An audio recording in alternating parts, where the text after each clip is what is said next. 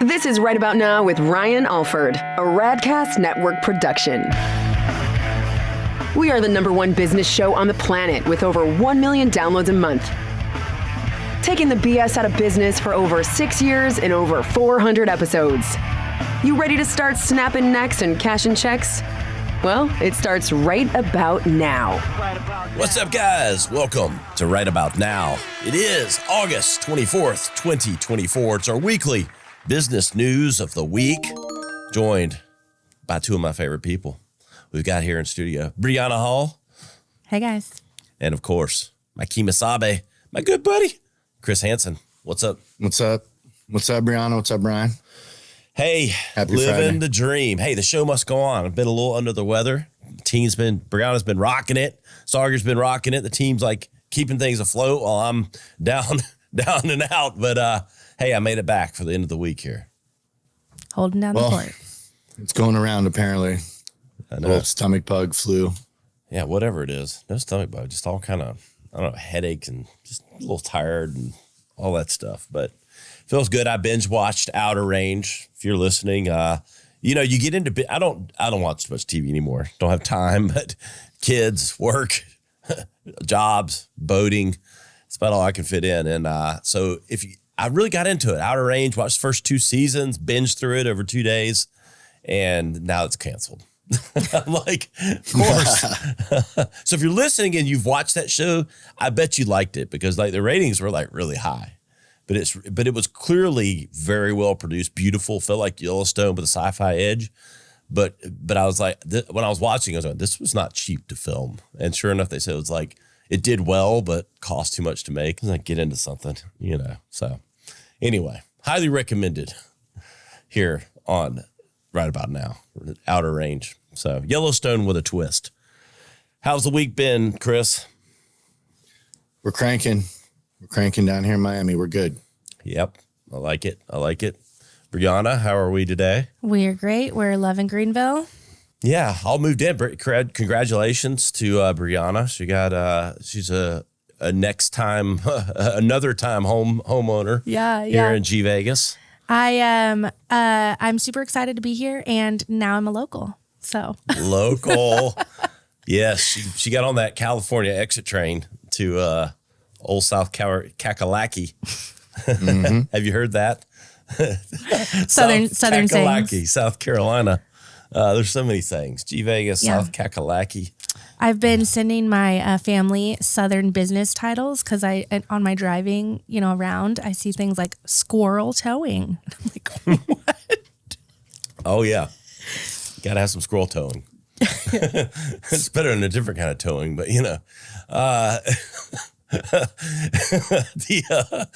Chris, what's happening in Miami this week?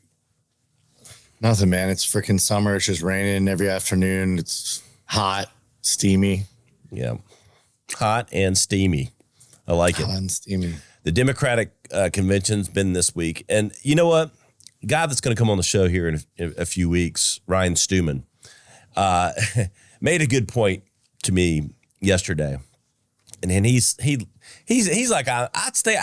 You wouldn't know it the last few weeks. I stay out of politics more than I'm in it, but sort of made my feelings known. Was just couldn't take some of that's been happening. But in general, he said, you know what? You know why the Democrats are having a better convention than the Republicans did? He said, because they don't talk about anything important. They just get into emotions. Everything's about feeling. He's like, Stevie Wonder gets up there and says absolutely nothing, but it's so like emotional driven. He's like, I know why all the women vote Democratic. He's like, and I know why a lot of the men now vote Democratic because they're all betas anyway. And he's like, but he's being serious. He's like making a point. He's like, I think they've probably done a better job than Republicans. The Republicans get up there and talk about all the facts, the percentage and the data and all this stuff that we know and that we're talking about. But the Democrats get up there and talk about all this stuff, emotional and energy and vibes and like all this stuff. And he's like, they're probably having a better convention, like, because they know how to make people feel something, even if it's fake. And I was like, he made a good, it pained me to acknowledge that he was right. I mean, it does seem that way a little bit. It's like Oprah Winfrey gets up there and, you got Hollywood. It's very Hollywood. It is Hollywood. And even I was talking to my own family. They kind of even said the same thing. They're like, it just seems so overly produced, you know? Yeah. But you're right. It's all emotion, not much on the data and the numbers and the policy. It's a lot of sizzle and not a lot of steak, but sizzle sells sometimes until you have to live with what you bought. You know, you like the way it looked, you like the way it smelled, but then when you take a bite of it, it tastes like it's like, but some people get enamored by the outer coating, right? Have you watched any of it? Shiny object. My thought process is that the DNC is, doing so well because all the people there are not at work. Yeah, right. Yeah. And that's why the RNC, all of the people who are Republican are at work doing their jobs. That's why we care about the data. Yeah. Well, we're going to care about something if these prices don't come down and inflation doesn't come down, more consecutively. And it is still quite a mystery to me, the coronation of Kamala and Tim Walz. Like it's just, I just don't understand the popularity of it. But because even if we were doing a popularity contest, they just would not be the most popular people. Did you see Tim Walz's son? There was a video of him crying, pointing at his dad and being like, "That's my dad. That's my dad." Well, It was very emotional. Hollywood. Yes, it was very emotional. Yeah, they do Hollywood well. So, but in the real news, GM lays off 1,000 salaried software and services employees. It says they're laying off 1,000 salaried employees globally in its software and service division following a review to streamline operations. The layoffs include roughly 600 jobs at General Motors Tech Campus near Detroit. Job cuts represent about 1.3% of the company's global salaried workforce.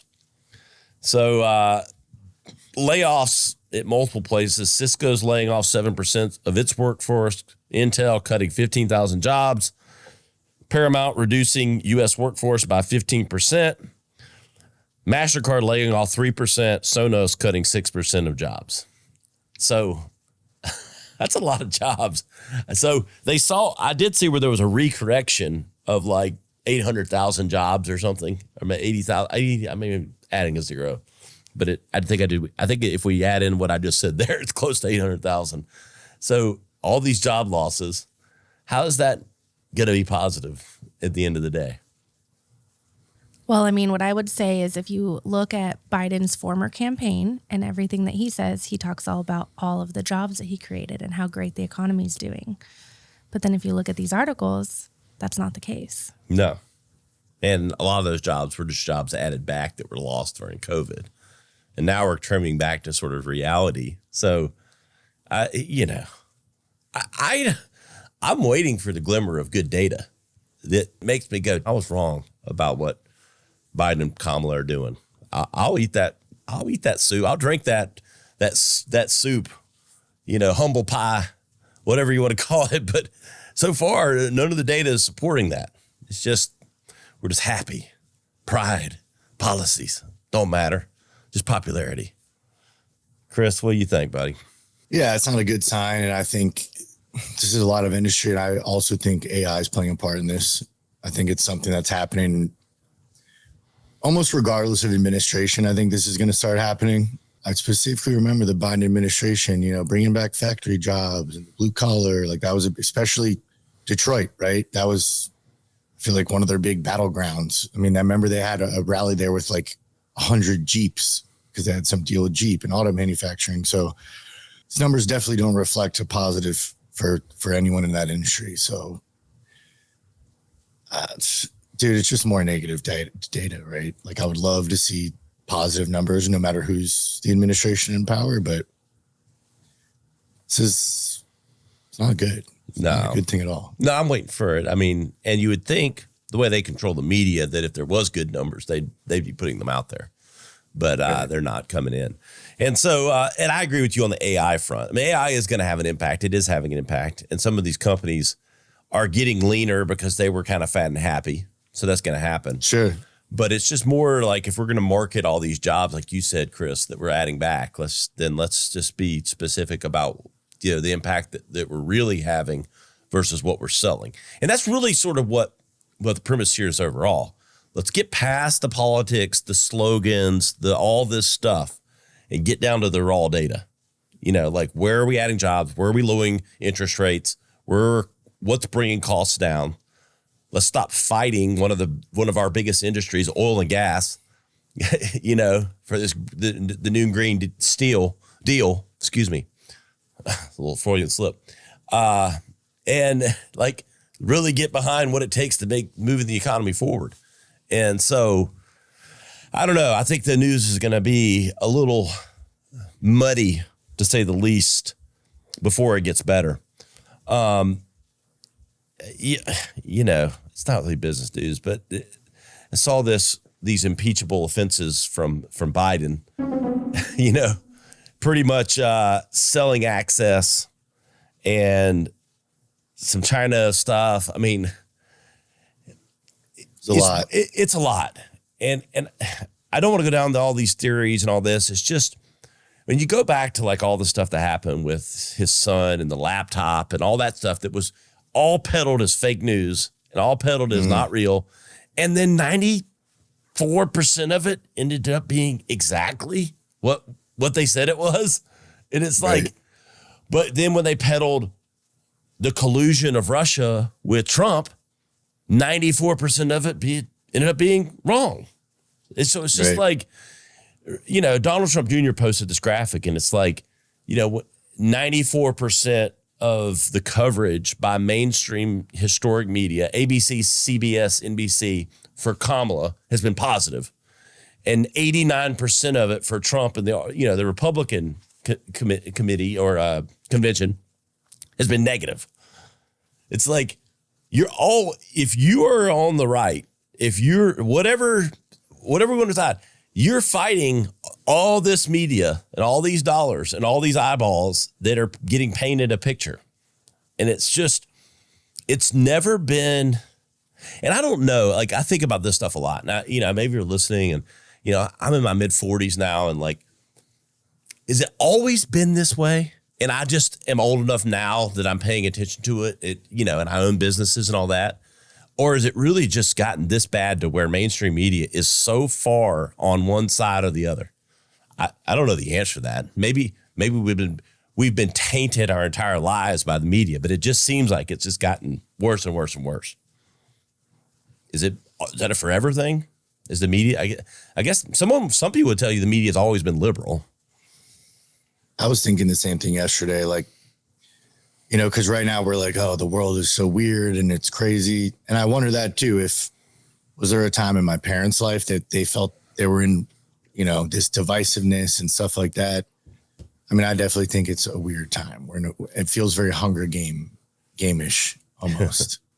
Yeah, I would agree with that. And I don't think it was ever this bad years and years ago, when it was, I think the most controversial thing that we had was Bush. Was it Bush versus Obama? Yeah. Gay marriage. Yep. Mm-hmm. But it's like, that's kind of when everything started. Yeah. It's also when the rise of the computers and everybody having, phones and access. So I think that there is something to be said for like over-connectedness. We're so connected. We've never been meant to be this connected before. And we're so connected that everybody takes everything that they see online as fact, and whether it's right-sided or left-sided. So I think you really have to follow some independent journalism. You really have to be interested in unbiased coverage. You really have to take, an open mind with both sides to kind of find the middle ground to be, not crazy radical either way. Yeah. And that's where I struggle to find the data points and not the sizzle. It's just, I'm not going to my beliefs just don't align with, making non-normal things normal, and with, the direction of the economy overall is just not positive. And this sort of fight against capitalism and over-regulation. And so I watched this video that it's like Phil Donahue passed away this week, like the original talk show, host. And he had a guy on who he was questioning because Phil Donahue leaned left. And the guy, and I forget his name, so I apologize. But anyway, go look at my stories, or maybe I'll repost it or like save it or something. But he was talking about like all the facts that supported, like if you go look at, everyone wants to, fight capitalism, but it's been proven to be like the only method with which true growth happens. That because no matter what, the world is, people are individually greedy. And it's like, if you think, comet Sovietism, Sovietism and like is good for the economy, then you're fooling yourself because it's like, it doesn't generate jobs. The only way to generate growth is for there to be an open market and there to be capitalism and less regulation, because because you don't get lazy, you don't get complacent, you're not relying on this stuff, so that enough innovation shines through. Smart people, driven people, Elon Musk or whoever, the revolutionary people are allowed to shine, that then bring thousands and thousands of jobs and opportunities. Because if you collapse all of that and you try to make it, everything even, do all this, then you stall innovation and ideas that generate and springboard growth. And I was like, this guy like described it better than anyone I'd ever heard, because you don't have anything if you have everyone stalled and not like allowed to sort of bring ideas and be motivated by sort of that own self-interest to start. But that own self-interest creates compounding effects of positive things once it's unleashed. I don't know. It's fascinating. I'm right there with you. I mean, I'm sitting here thinking of my medical business, the laboratory, right? And I think, all right, the government's in control of pretty much what we get paid from the insurance companies or Medicare. They cut rates every year. And any doctor will tell you this, that it's becoming less and less profitable to be a physician and practice medicine, which to a degree is going to drive you less to work harder, right? But I look at our instance, we do lab testing, specialized lab testing. If our rates weren't getting cut and we had more profit, we could do more research and development. We could look into new technologies, new tests that can help people, cancer testing, genetic testing, all these things.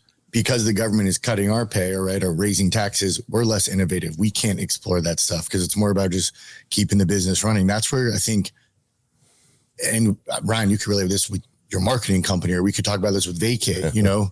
Vacay, it's like, okay, gas is more, so shipping costs more. So therefore we have to raise what you're paying for our product more. I mean, everything, just that example, right? For our gummies. All right, well, even to get the raw materials, that requires that being transported. I really think you have to break it down to people to fully understand how this all connects. Yeah. It's like really, and for guys like you and I, real business guys, where of course I've always been more conservative, maybe libertarian, but definitely pro-business, because I know, how many employees do you have, dude? Like, real question, how many, 15 probably or something? Across the world, we have probably more than that. 17, 18, 20 total people that work for the company. Right. And in the US, roughly 10, so it's like half and half. But it's like, so, and growing every day. I mean, we have a couple offers out as we speak. So, but I'll say this, and I mean, my team's in the room, they know this, I'll say it. We started the agency. I've been in the agency business 20 plus years, and started the agency we're 7.5 years old. I looked back at some of the data. So, I could hire sort of an entry level person in marketing that may or may not have a degree, but was qualified in something, $30,000 to $35,000, around there for starting salary. Well, now everyone wants 45 or 50, and they're pretty much getting it. And I look at what I'm charging the clients, what they're willing to pay, what they have the budget to pay for. And it is not like, it might've gone up 2%, maybe. And in a lot of cases, like it's gone down. Like the clients aren't willing to pay more for the services, but yet my costs are up 15, 20%. So our margins are just down, period. Because the first thing that your client is going to do is drop their marketing budget when cash flow is not coming in, right? I would say that's probably the number one thing people look to cut when business is slow. But like you said, your editors, your graphics people, they're not charging less because of inflation. They got to charge more because their rent's higher. I got to pay them, and I want to pay them more because I know what it costs to live, and so I'm happy to pay it. But at the same time, I go, we're just making less money. I mean, it's just less margin, period. And sometimes we don't make money, but we keep the engine going.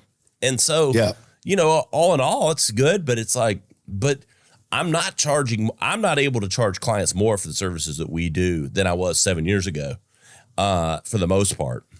And some of those things have evolved, but everything else costs more.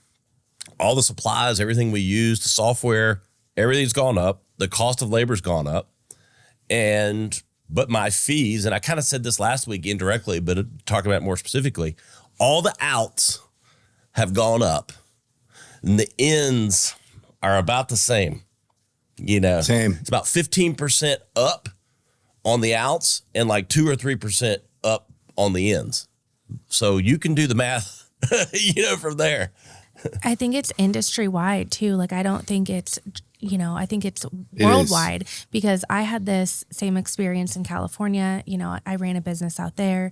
You have to keep increasing the salaries of your employees to keep them happy.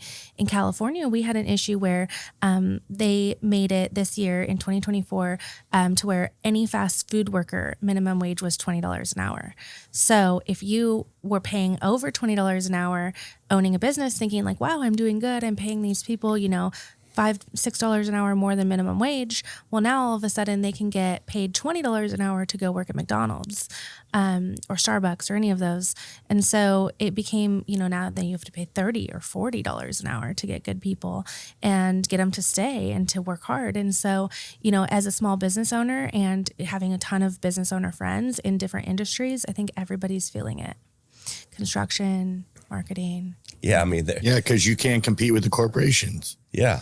And I think everybody thinks, well, it just assumes that we've been able to charge more. I'm sure even some of my employees that, I was surely charging more than what it was. Not in most cases, no. What I could charge some clients $3 or $4 grand or 30 grand, whatever it was. It's not magically 6 or 7 now, and now 40, 50, 60 grand. No, I'm looking at some of the proposals and I'm like, we're not making, revenue might be higher, but margins are way lower. I think inflation is just killing every industry, nationwide. Yeah. And but it's just reality. And then they talk about cap and prices, doing all this stupid shit like that. That's going to work. And grocery stores margins are like 1.8%. So they're not making any money. I mean, Kroger makes, $3 billion, whatever in revenues, but they make 1.8% on that. So it's a volume game for them. You got to open 400 stores to make any kind of real money. And so, because their costs are just that high, it's not like their margins have tripled. I mean, there's some industries that are, the chip makers and like some of that stuff. Yeah, they're making their margins, they're banking. But some of the everyday goods that we're talking about, the cost of, it's not like the corporations are making more money, because that's what the Democrats and a lot of they'll paint that picture that, corporate greed. And there is some of that some places, but it's not where from their donors. Yeah. Yeah, exactly. And then I think about, Kamala's raised more money supposedly than anyone in history. Allegedly. And maybe she has, but I'm just like, could we just put all that towards, a charity or something? Because when she loses, won't it just be wasted dollars? What impact on the economy would that $1 billion that she's going to get donated to her campaign have had towards something positive? Anyway, I digress. It'll be really interesting. This episode releases on Friday, but a little RFK Jr. news coming today. So if you're listening, you might have already heard it. Will that shift the election? Yes. Yeah. I believe so. I think there's a lot of people that was he going to win? No, but I think he had a substantial voter base. He has a big following. Yeah, he's got a big camp behind him, I think. Yeah. I think that, I don't know. I love RFK Jr. I definitely follow his politics. I like him as a person and what I see with him online. And so, it's exciting for me. I follow a lot of independent journalism that covers him and his family. And, he has ravens. So if you follow him on social media, he has these 2 ravens that he has trained. So anyways, I digress. But I think it will. I think it'll shift the election. What do you think, Chris? I think he's got a lot of power in I look at him like he's more of a legacy politician, right? His name has weight. People like my family, right? Like your older generation feel safe with him. I think it'll sway. I definitely think because he's been big on, the medical stuff, the vaccine schedules. He was part of a documentary, I want to say 10 years ago, talking about, pharma and vaccines and whatnot. So I think that also gives him a lot of weight now, where he was kind of ahead of the game with that whole thing, kind of preaching from the rooftops about us needing to take a look at that and pharma's control in our U.S. politics. So I think good advocate. And I say that because a lot of people critiqued how Trump handled the vaccine rollout and whatnot. So I think you're going to get a lot of people from maybe that camp that if he gives them the green light, then they're like, all right. And I agree with it. I mean, I like RFK. He's a little bit more balanced probably than Trump, but he could not have won. Definitely couldn't have won. No, wasn't going to win, but I like a lot of his policies, and I believe for sure. So, I mean, so he'll be potentially endorsing Trump. Well, I can tell you who I'm absolutely endorsing, and that's Branded Bills, the official merchandise sponsor of Right About Now and Ryan Alford. Look, I mean, I'm not even wearing it today, but it would all match. I mean, look at this thing. I got the green shirt on. We got the green logo. It's all about branding. It's all about alignment. And I'm in alignment, and I officially approve this message, which is you need to get your brand on the Branded Bills gear, sweatshirts, hoodies, T-shirts, and of course, you come and you stay for the hats.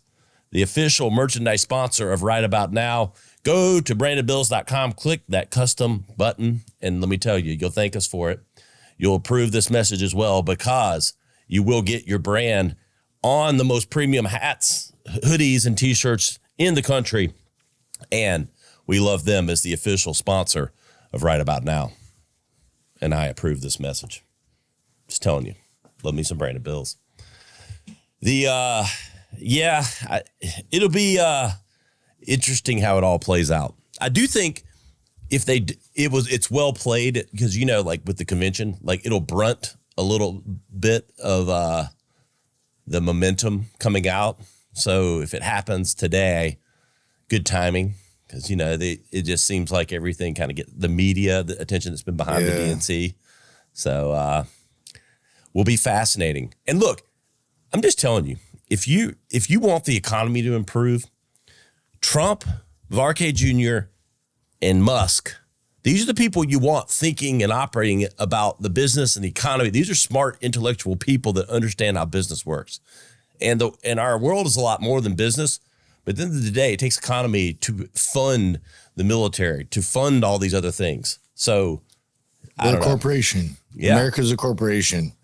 It blows my mind to think you're going to have a government prosecutor be in charge of balancing a budget. I don't know if anyone knows lawyers, or I've met plenty of public defenders and prosecutors.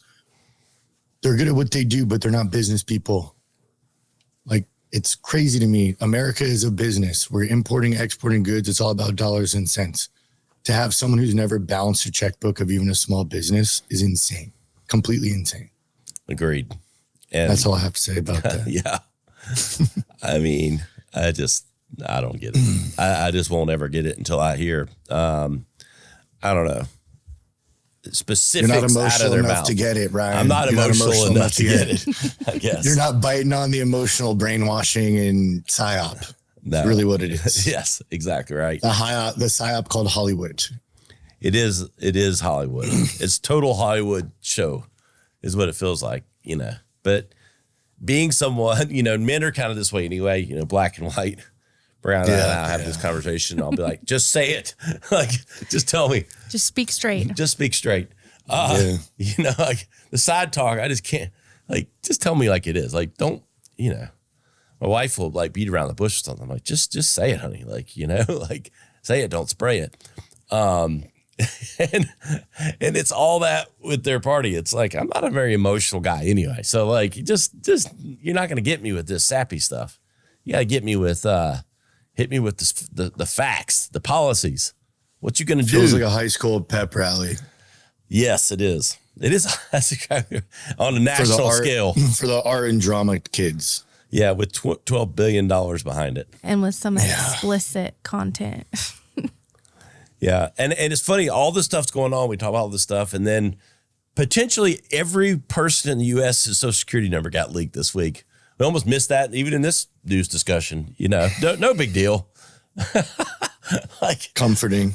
But that's what's back to, the sizzle and the steak. We've been talking about a lot of the sizzle, but the steak of like some of the stuff that's happening, no big deal. And Chris, I'm gonna let you talk to the conspiracy theory on that. My thoughts on that. Yeah. The minute I saw this news article pop up, 200 million, whatever it was, right? Social Security numbers hacked. I'm like, what easier way to get everybody on a new system, right? We know they're working on the central bank digital currency system, the social credit system, which is already implemented in China. Call me crazy to talk about this, but this is real. And research this. I just think it's the typical, like, create the problem, present the solution. Okay, everyone's things hacked, everyone's freaked out. Now we have a new ID system tied to your digital currency and your social credit, etc. That's what I think this is ushering in. Yeah. What do you think about that? Time will tell. I love a good conspiracy. I really do. Hey, that's what I'm here for, guys.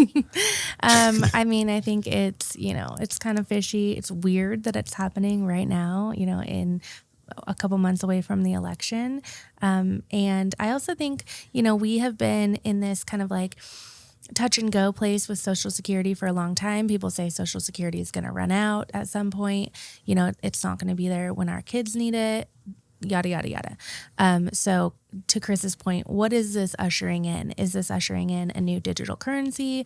Is this ushering in some kind of like way to monitor spending? I mean, as you guys know, right, like we've gotten things in place on Venmo and Cash App and whatever else. So you can't even buy, a couch on Facebook Marketplace without paying the government anymore. So it is what it is. You can't purchase anything without it being tracked and traced now. Yeah. I mean, and then being fed to a marketing company that's going to target you with ads. Everything's so intertwined now. Yeah. So I'd be really interested to see 6 months from now what happens with this breach. And also now I'm going to go check my credit report. Yeah. Business Insider released the 10 worst states to live in. I hate to admit one of them that's on here. South Carolina, baby. Yeah, of course. But Greenville itself is a gem, right? Yes. It says each state's affordability, economy, education, and health, quality of life, and safety. Okay. Number 10 was Arizona. Number 9, we won't get into each one. Number 9 on the list was Oregon. 8 was South Carolina. It says if you're looking for a state with a low cost of living, affordable housing, and property taxes, South Carolina was ranked 10th, makes it an attractive spot. It says, however, you may want to turn elsewhere if you're a parent in a good school district, quality education, and healthcare are high on your priority list. So it's more of the tell that to your wife, education. Ryan. Yeah, I know. Well, exactly. I don't think she'd like that opinion. Like that. It's principle. Yeah, I know. Number 7, Oklahoma. Number 6, Mississippi. These are all falling in the South, right? Nevada. Yeah. Number 5, worst states. Number 4, Alaska. Who wants to live in Alaska anyway, right? Number 3, Arkansas. These are all in the Southern Belt, aren't they? Number 2, New Mexico. Okay, well, that one makes sense. These are all like lined up number one. Who do you think last number one? California. No, it's following that belt that I was on in the South. Louisiana, Tennessee. number one. Yeah. Louisiana. So you got Louisiana, Arkansas, Mississippi, all in there. Yeah, and then South Carolina. Who wrote this article? Business Insider. You know. Yeah. California should be number one. California should be number one. I agree. I don't see people fleeing New Mexico like they are California. It said this about South Carolina. One reason the state does poorly in healthcare is it's home to many rural areas with limited access to healthcare.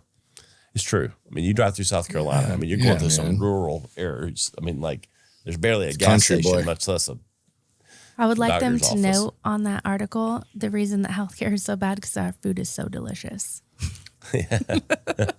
Exactly. Because, you don't need it when you're eating healthy. It would be interesting to rank diet. Greenville outside of this and maybe like Charleston. You know, Greenville and Charleston, Of course. would be complete anomalies probably to this. Would probably because they're amongst like the fastest growing cities in America, small cities growing in America. So, it's kind of a. Greenville's its own thing. I mean, I'm in a Facebook group, multiple, but one of them is conservative girls who moved from California to South Carolina. And there's no joke. Quite like a title. there's like 250 women in this group who moved from California to Greenville County. You need to invite my sister to that group and recruit her back to the East Coast. Get her out of Cali and back in the South. Yeah, no kidding. I'll send her an invite. Lastly, today, it's kind of scary if you're a Disney Plus customer. So, a couple was eating, I guess, at a restaurant in a Disney theme park and had a allergic reaction to the meal, and she ended up passing away. And supposedly, allegedly, because they had signed a Disney Plus agreement saying that they would enter arbitration or not sue Disney at all in any way, shape, or form. That was the argument that Disney was come back with. It looks like it's going to get thrown out. But anyone that's a Disney Plus customer and you've signed that agreement, don't go thinking you can sue Disney if something like really tragic were to happen on their property or otherwise. You know, I don't like litigious stuff, and I don't like overregulation, but this feels like a leap. You know, like a lawyer shoving yet one more thing in the T's and C's on something and hoping it just covers the blanket of everything. What do you think? I mean, dude, it's not like Disney can't write a check, you know? No, I know. Seems like a bad PR play more than anything, you know? Yeah. Yeah, I agree. Just like write the check.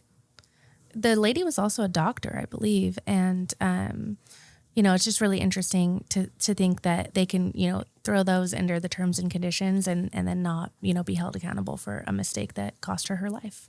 Yeah. And, read those terms and conditions. Like page 46, we told you can never sue us. So we're Next covered. time you want to stream Star Wars, be careful. Yeah. I feel like we're going to get to this stage where like there's going to be terms and conditions, like when you become a friend, like if I friend you, like here's the T's and C's I need you to sign if you're going to be my friend. Like you will not leak anything to social media. You will not talk bad about me behind my back. I mean, I'm for this. If I accidentally poison you when I have you over to my dinner table, I didn't mean to, and you will not sue me. Like lawyers would just love that, right? It's like, oh, Jesus. Anyway. Ooh, an interesting tidbit about lawyers following that I think is relevant is, we've been kind of talking a little bit about the NAR lawsuit for realtors. It's a nationwide lawsuit affecting all realtors. There are now words based on this lawsuit. There are words that that realtors are no longer allowed to use when advertising their services or posting a video or posting a reel or doing social media marketing. Included on the words they're not allowed to use are the word bonus. So they can't advertise a bonus room or a bonus space. Oh. They can't use the word bonus. They can't use the word offer. Okay. So if you want to make an offer on a house, you can't use that word. And then what was another one was like, give us a proposal. Yeah, they can't use commission, and they can't use buyer's agent or seller's agent, which is jeez, bro. like this is whole what job. they did to the medical industry too. Yeah. I'm not even some huge realtor fan, but that's just crazy. Like talk about overregulation. Regulators. All Unite. regulation does is take more money out of your pockets. Was that G Wayne? What was the name of them? Regulators. Nate Dogg. Nate Dogg. Yeah. Nate Warren Dogg. G. Warren G. Nate Dogg. Any final thoughts, Brianna? Have a great week, everybody. There you go, Christopher. We're coming into September. Hit the ground running. End of the year is coming soon. There you go. Policies over popularity, people. You know where to find us, ryanisright.com. Find the highlight clips, all the links to the content, links to social media, links to our sponsors. Go support them. That's how this works. You support them, they support us. We support you. It's a cycle.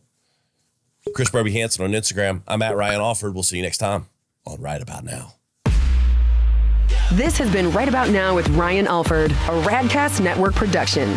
Visit ryanisright.com for full audio and video versions of the show or to inquire about sponsorship opportunities. Thanks for listening.